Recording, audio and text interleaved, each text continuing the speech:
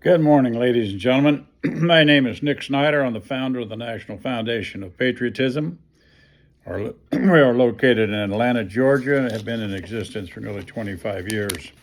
Ladies and gentlemen, I would like to address today, since this is the anniversary of the 23rd year of when our country was attacked by terrorists in New York City and at the Pentagon, and another attempted attack which was supposed to hit the White House. That particular day, one individual stands out in my mind, and it's a fellow who was a classmate of mine at Officers Candidate School back in 1963-4, Rick Rescorla. Rick was a British-born citizen who came to America because he wanted to fight communism. He went through Officers Candidate School, eventually became part of the unit that Colonel, now Lieutenant General Hal Moore, was leading in Vietnam, and eventually creating the movie We Were Soldiers Once and Young, and writing the book of the same name. Rick was a fascinating man, but what's most unique about Rick and his life history, which is phenomenal in itself, and a gentleman wrote a book about him, The Heart of a Soldier. And if you've never read that one, look it up. James Stewart wrote the book. Fantastic job. But Rick was one of the most unique human beings.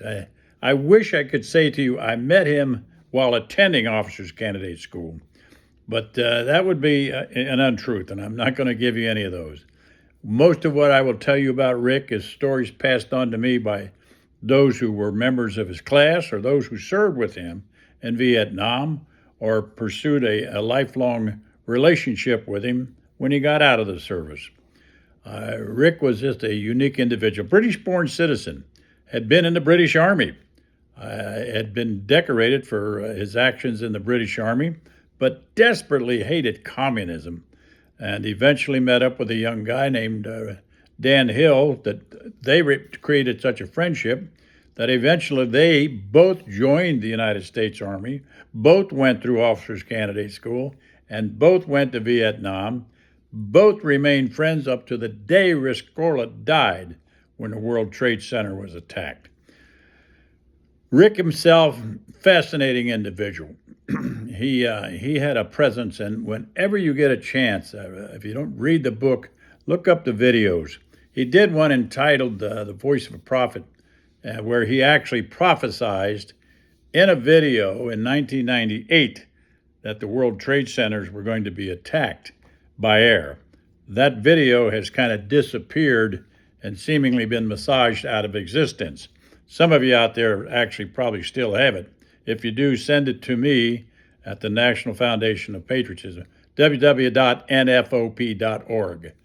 But that video is so telling because Rick knew, because he had a job as security manager at Morgan Stanley. Morgan Stanley occupied nearly 30 floors of one of the towers. When that building was struck, Rick was supposed to be on vacation, but he was in his office to attend a meeting with the Port Authority. Immediately, Rick got his team together and said, "We have to exit the building right now. This is very early in the morning." Now, these people had been going through previous practices of evacuating the building. The only company in either World Trade Center buildings that took this seriously enough, they had practiced evacuating the building, going all the way down the ground floor and out. Rick had done this a number of times to him. Quite frankly, I'm certain most of the employees in the building hated him. Who the hell wants to stop in the middle of a workday and go down the hallways because you couldn't take the elevators? You had to go down nearly 40 floors or more to get to ground level. People were assigned to help people that were confined to wheelchairs. And they had created a team effort so unique. He virtually saved the lives of nearly every single 2,700 employees of Morgan Stanley. What happened to him when I thought he had them all out? He took his security team, went back in to see if they'd missed anybody. The building came down on him. I'd get goosebumps when I just said that. The only thing they ever found of his was his ID card. This is a hero that God immediately, in my view, took to heaven immediately, because this man gave his life. But in that process, few of us will ever be able to say, I physically saved 2,700 lives. Rescorla did that. My foundation, with the help of my executive director, Ms. Pat Stansberry, we were able to get President Donald J. Trump to present to Rick Rescorla 5 years ago, this November 7th, the Presidential Citizens Medal. Okay, that's right up there among the top medals you can receive. It is the first and only physical recognition of the magnitude that Rick deserved that day. But our foundation proceeded to do that, and 200 of Rick's friends and family were part of that particular event. That was all created and done by the National Foundation of Patriotism. You can find that on YouTube, and I'd highly recommend every one of you go look it up. The Presidential Citizens Medal to Rick Rescorla. It's a video that runs approximately 16 minutes, and you will watch President Donald Trump eulogize Rick to the level of what he deserves to be eulogized.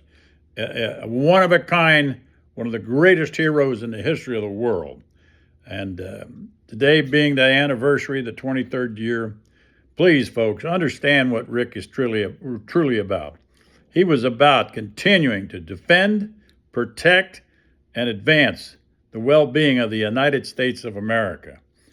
You got to resolve to be involved, folks.